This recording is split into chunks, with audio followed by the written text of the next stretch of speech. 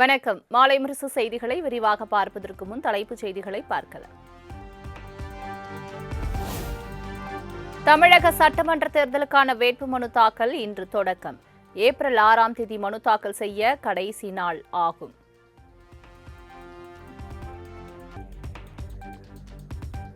கொளத்தூர் தொகுதியில் போட்டியிட இன்று வேட்புமனு தாக்கல் செய்கிறார் முதலமைச்சர் மு.க.ஸ்டாலின். கொளத்தூர் பேப்பர் மில் சாலையில் உள்ள மாநகராட்சி அலுவலகம் சென்று வேட்புமனு தாக்கல் செய்கிறார்.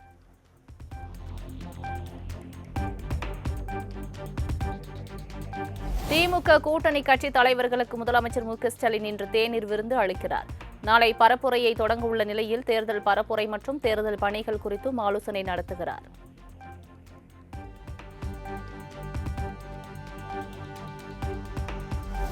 ஐம்பது தலைப்புகளில் 525 வாக்குறுதிகளை அறிவித்தார் முதலமைச்சர் மு.க.ஸ்டாலின். கடந்த சட்டமன்ற தேர்தலில் 505 வாக்குறுதிகள் அறிவிக்கப்பட்ட நிலையில் கூடுதலாக 20 வாக்குறுதிகள் அறிவிப்பு.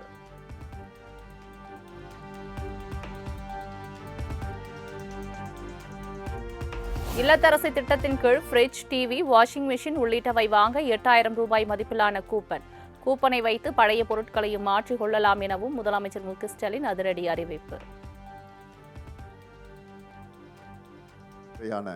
Washing machine, TV, grinder, fridge, mixie, microwave, அவன் மற்றும் மின் அடுப்புகள் போன்ற உபயோகப் பொருட்களை புதுசாக வாங்கவோ அல்லது ஏற்கனவே பயன்படுத்தி வரும் இத்தகைய பொருட்களுக்கு மாற்றாக வாங்கவோ இல்லத்தரசி என்ற புதிய திட்டம் செயல்படுத்தப்படும். அவர்கள் வசிக்கும் பகுதியில் உள்ள கடைகளில் ஒவ்வொரு குடும்பத்துக்கும் தலா 8000 ரூபாய் மதிப்பிலான கூப்பன் வழங்கப்படும்.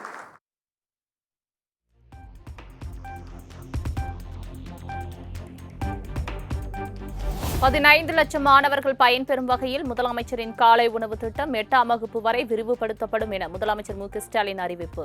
புதுமை பெண் தமிழ் புதல்வன் திட்டத்தின் கீழ் மாதந்தோறும் வழங்கப்பட்டு வரும் உதவித்தொகை 1500 ரூபாயாக உயர்த்தி வழங்கப்படும் என வாக்குறுதி. இதுவரை 1 முதல் 5ஆம் வகுப்பு வரை படிக்கும் 19 லட்சம் குழந்தைகளுக்கு முதலமைச்சரின் காலை உணவு திட்டத்தில் காலை உணவு வழங்கணும்.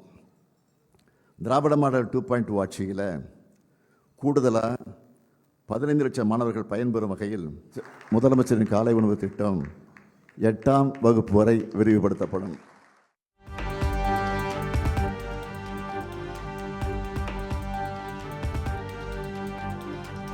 நெல் கொள்முதல் விலை குவிண்டாலுக்கு 3500 ரூபாயாகவும் கரும்பு கொள்முதல் விலை டன் ஒன்றுக்கு 4500 ரூபாயாகவும் உயர்த்தி வழங்கப்படும். பால் கொள்முதல் விலை லிட்டருக்கு 5 ரூபாய் உயர்த்தி வழங்கப்படும் என முதலமைச்சர் மு.க.ஸ்டாலின் தேர்தல் வாக்குறுதி. பால் கொள்முதல் விலை லிட்டர் ஒன்றுக்கு 5 ரூபாய் உயர்த்தப்படும். பால்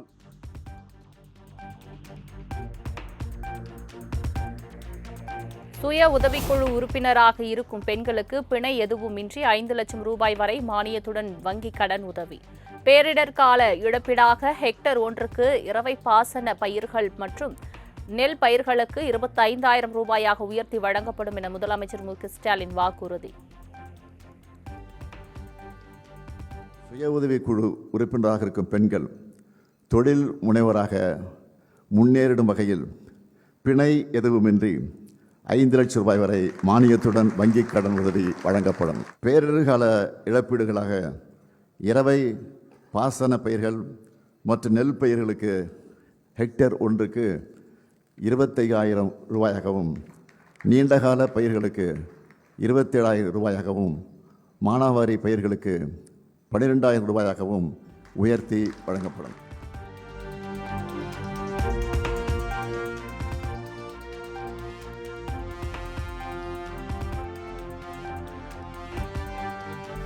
$18 லட்சம் கோடி ரூபாய் அந்நிய முதலீடு ஈர்க்கப்பட்டு அதன் மூலம் 50 லட்சம் இளைஞர்களுக்கு வேலை வாய்ப்புகள் உருவாக்கப்படும்.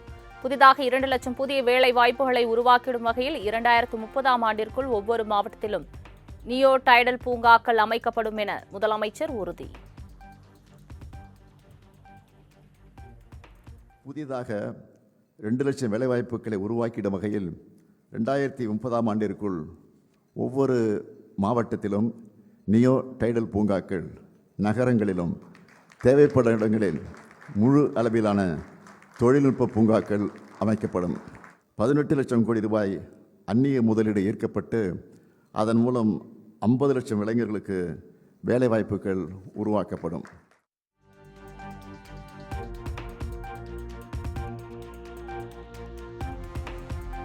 ஸ்டாலினின் கூப்பன் திட்டம் கொள்ளை அடிப்பதற்கான திட்டம் என எடப்பாடி பழனிசாமி காட்டம்.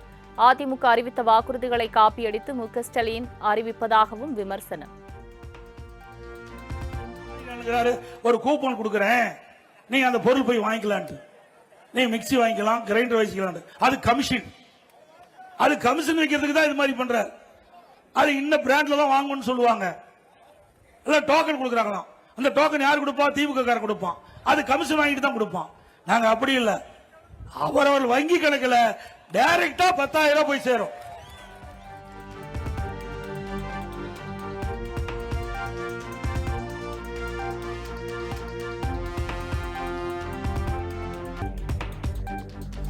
கச்சத்தீவை இலங்கைக்கு தாரை வார்த்தது திமுக காங்கிரஸ் கூட்டணி. நீட் தேர்வை கொண்டு வந்துவிட்டு தற்போது அதை எதிர்ப்பது போல் நாடகமாடுவதும் திமுக காங்கிரஸ் கூட்டணிதான் என்று எடப்பாடி பழனிசாமி சாடல். அதேபோல திராவிட முன்னேற்ற கழக ஆட்சி, மத்தியிலே காங்கிரஸ் ஆட்சி, அந்த காலகட்டத்தில் கச்சத்தீவை தாரை வார்த்த அரசாங்கம் திராவிட அரசு திமுக கட்சியோ, மத்தியிலே ஆளுகின்ற அப்பொழுது ஆளுகின்ற காங்கிரஸ் கட்சியோ.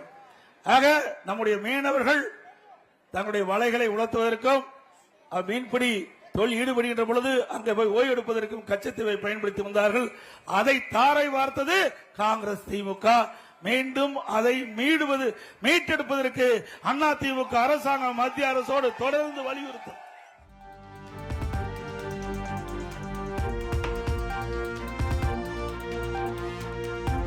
மாணவர்களுக்கு திமுக அரசு வழங்கிய மடிக்கணினிகள் தரமானதாக இல்லை என எடப்பாடி பழனிசாமி குற்றச்சாட்டு. அதிமுக ஆட்சிக்கு வந்ததும் மடிக்கணினிகள் தரம் இல்லாதது குறித்து விசாரணை நடத்தப்படும் என உறுதி. இன்னைக்கு மக்களுடைய செல்வாக்கு இழந்துட்டாங்க, இளைஞருடைய செல்வாக்கு இழந்து விட்டாங்க. அவசரமாக கல்லூரியிலே படிக்கின்ற மாணவர்களுக்கு முதற்கட்டமாக தருவேன் என்று சொல்லி அது அந்த லேப்டாப் தரமற்ற லேப்டாப்பா இருப்பதாக நான் கேள்விப்பட்டேன். அண்ணா திமுக ஆட்சிகள் விசாரணை கமிஷன் அமைக்கப்பட்டு இதில் ஊழல் நடைபெற்றிருந்தால் சட்ட ரீதியாக நடவடிக்கை எடுக்கப்படும்.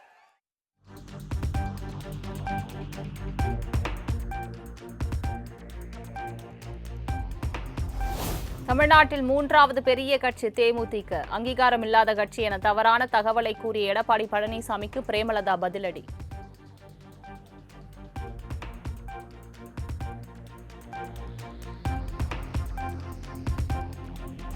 அதிமுக சார்பில் 3ஆம் கட்ட வேட்பாளர்கள் பட்டியலை வெளியிட்டார் எடப்பாடி பழனிசாமி. கொளத்தூரில் மு.க. ஸ்டாலினை எதிர்த்து சந்தான கிருஷ்ணனும், சேப்பாக்கத்தில் உதயநிதி ஸ்டாலினை எதிர்த்து ஆதி ராஜாராமும் போட்டி.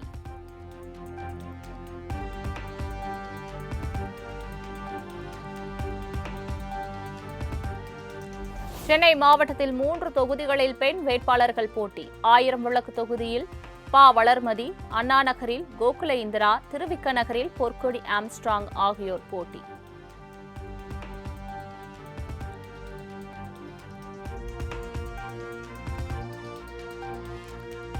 திருவிக்க நகர் தொகுதி வேட்பாளர் பொற்கொடி ஆம்ஸ்ட்ராங்கிற்கு இயக்குநர் ப. ரஞ்சித் ஆதரவு. அதிமுக கூட்டணியில் போட்டியிடும் பொற்கொடிக்கு வாழ்த்துகள் எனவும் எக்ஸ் பதிவு.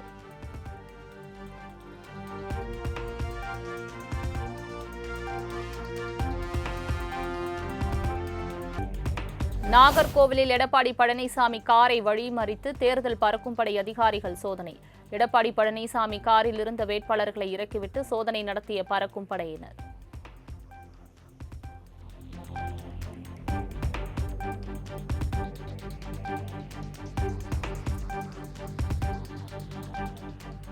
(2026) சட்டமன்ற தேர்தலில் திமுக கூட்டணியில் விசிக சார்பில் போட்டியிடும் வேட்பாளர்கள் பட்டியல் அறிவிப்பு. காட்டுமன்னார்கோவில் தனி தொகுதியில் திருமாவளவன், திண்டிவனம் தனி தொகுதியில் வன்னியரசு, செய்யூர் தனி தொகுதியில் சிந்தனை செல்வன் ஆகியோர் போட்டி.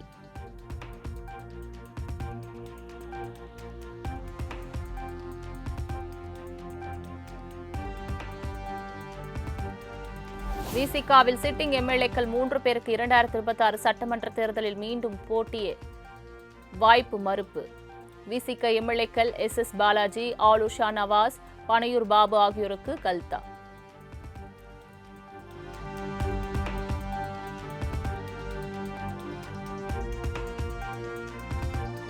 திமுக கூட்டணியில் இந்திய கம்யூனிஸ்ட் போட்டியிடும் 5 தொகுதிகளின் வேட்பாளர்கள் பட்டியல் அறிவிப்பு. தளியில் ராமச்சந்திரன், திருத்துறைப்பூண்டி மாரிமுத்து, திருப்பூர் வடக்கில் ரவி, பவானிசாகரில் PL சுந்தரம், ஸ்ரீவில்லிபுத்தூரில் மகாலிங்கம் ஆகியோர் போட்டி.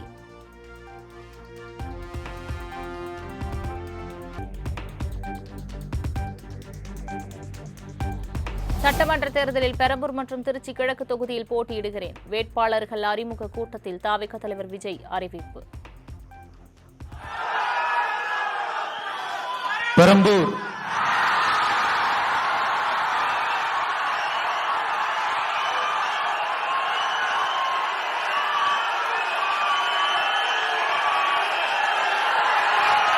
C. Joseph Vijay,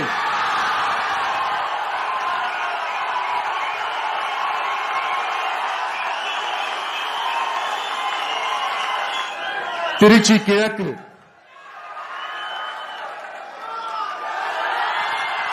C. Joseph Vijay,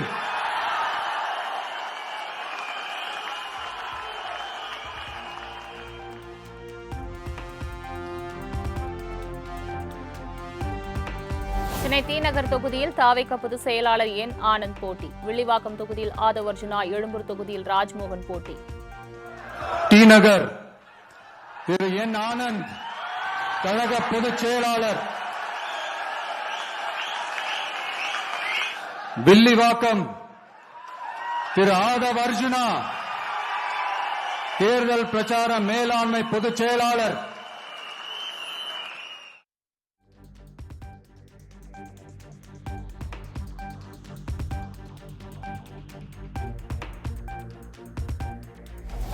தமிழக வெற்றிக் கழகத்தில் 24 பெண் வேட்பாளர்களுக்கு வாய்ப்பு. திருவிக நகரில் பல்லவி, திருப்பூர் வடக்கில் சத்யபாமா, ராஜபாளையத்தில் ஜெகதீஸ்வரி உள்ளிட்டோர் போட்டி.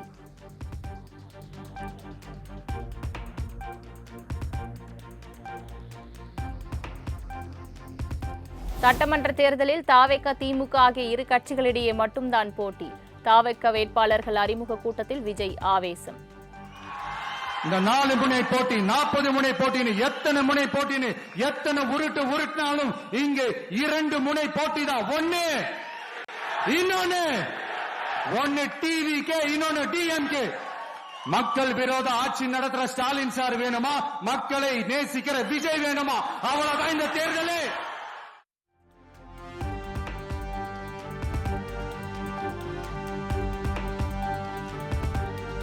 சட்டமன்ற தேர்தல் முடிந்த பிறகு யார் யாருக்கு போட்டி என்பது தெரியும். தாவேகா திமுக இடையேதான் போட்டி என விஜய் கூறி வருவதற்கு எடப்பாடி பழனிசாமி கருத்து. மோசமாக இருப்பதற்கு சான்று.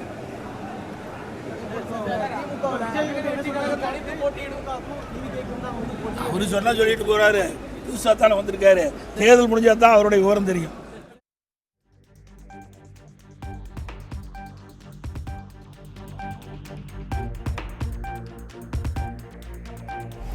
அதிமுகவிலிருந்து விலகி தமிழக வெற்றிக் கழகத்தில் சேர்ந்த புரசை VS பாபு கொளத்தூரில் களம் காண்கிறார்.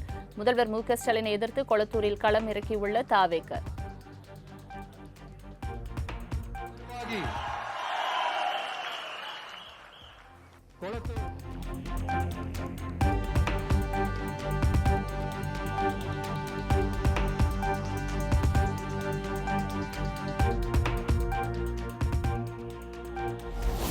துணை முதல்வர் உதயநிதி ஸ்டாலினுக்கு எதிராக தமிழக வெற்றிக் கழகம் சார்பில் டி. செல்வம் சேப்பாக்கம் தொகுதியில் போட்டி.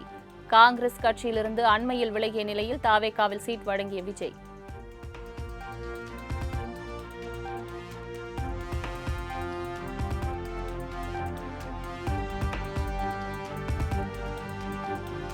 நாங்குநேரி தொகுதியில் போட்டியிட வாய்ப்பு மறுக்கப்பட்ட அதிமுக நிர்வாகி ரெட்டியார்பட்டி நாராயணனுக்கு தாவேகாவில் சீட். நாங்குநேரி தொகுதியிலேயே தாவேகா சார்பில் களம் காண்கிறார் ரெட்டியார்பட்டி நாராயணன்.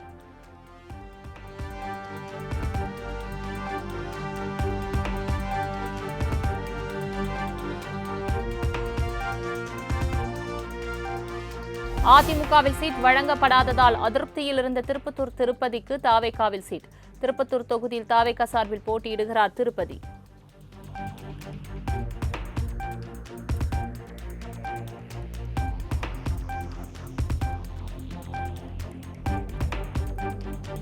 விஜயின் நீண்ட நாள் உதவியாளரான ராஜேந்திரன் என்பவரது மகன் சபரிநாதனுக்கு விருகம்பாக்கம் தொகுதியில் போட்டியிட வாய்ப்பு.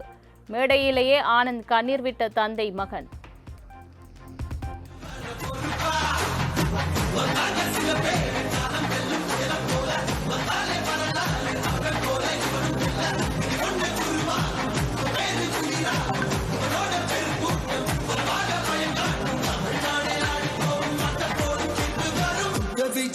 விஜய் உயிரன வரனா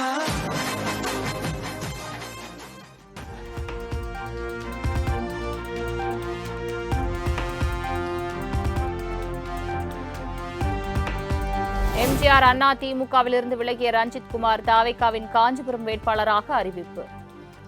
சமீபத்தில் துவங்கப்பட்ட பன்ருட்டி ராமச்சந்திரனின் கட்சியில் பொதுச் செயலாளராக இருந்தவர் ரஞ்சித் குமார்.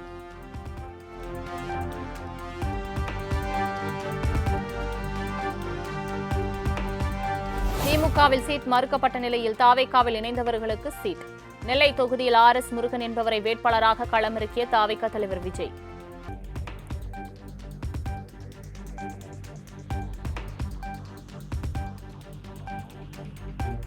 திமுக கூட்டணியில் நன்னிலம் தொகுதியில் SDPI கட்சி சார்பில் நெல்லை முபாரக் உதயசூரியன் சின்னத்தில் போட்டி. அதிமுக முன்னாள் அமைச்சர் காமராஜை எதிர்த்து களம் காண்கிறார் நெல்லை முபாரக்.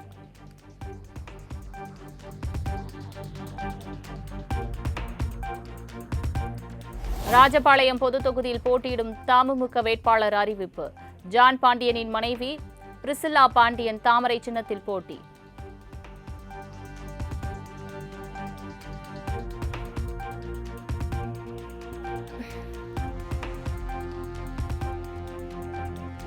சட்டமன்ற தேர்தலில் புதிய தமிழகம் கட்சி சார்பில் போட்டியிடும் 43 வேட்பாளர்களை அறிவித்தார் அக்கட்சி நிறுவன தலைவர் கிருஷ்ணசாமி. ஓட்டப்பிடாரம் சட்டமன்ற தொகுதியில் கிருஷ்ணசாமி போட்டியிடுவதாக அறிவிப்பு.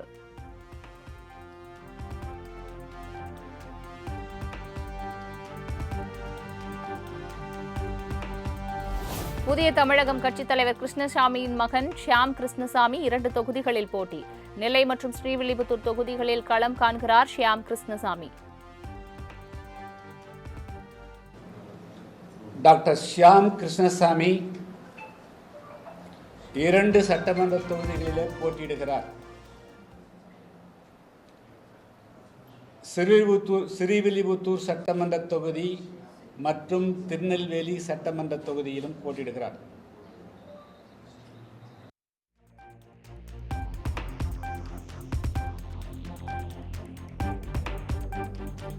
தமிழக சட்டமன்ற தேர்தலை முன்னிட்டு வேட்பாளர்கள் தீவிர தேர்தல் பிரச்சாரம்.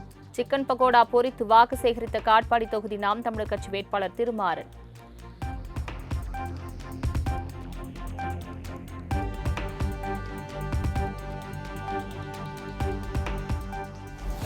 நாட்டில் உள்ள அனைத்து நிலையங்களிலும் போதுமான அளவு பெட்ரோல் டீசல் கையிருப்பு உள்ளது. தட்டுப்பாடு இருப்பதாக பரவும் வதந்திகளை நம்ப வேண்டாம் என்றும் மத்திய அரசு விளக்கம்.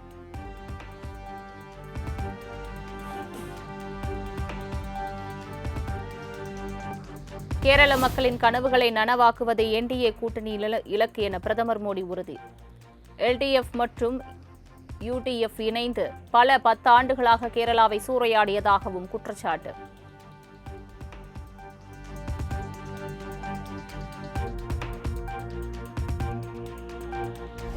மேற்கு வங்க சட்டமன்ற தேர்தலில் 284 தொகுதிகளில் காங்கிரஸ் தனித்து போட்டி. ஆதிர் ரஞ்சன் சௌத்ரி உள்ளிட்ட முதற்கட்ட வேட்பாளர்கள் பட்டியலை வெளியிட்டது காங்கிரஸ்.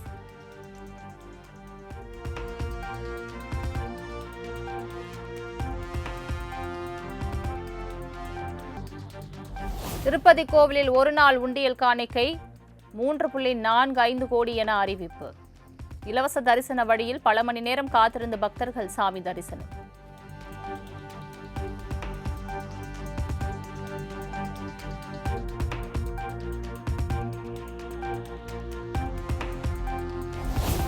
கொல்கத்தா அணிக்கு எதிரான போட்டியில் மும்பை அணி வெற்றி.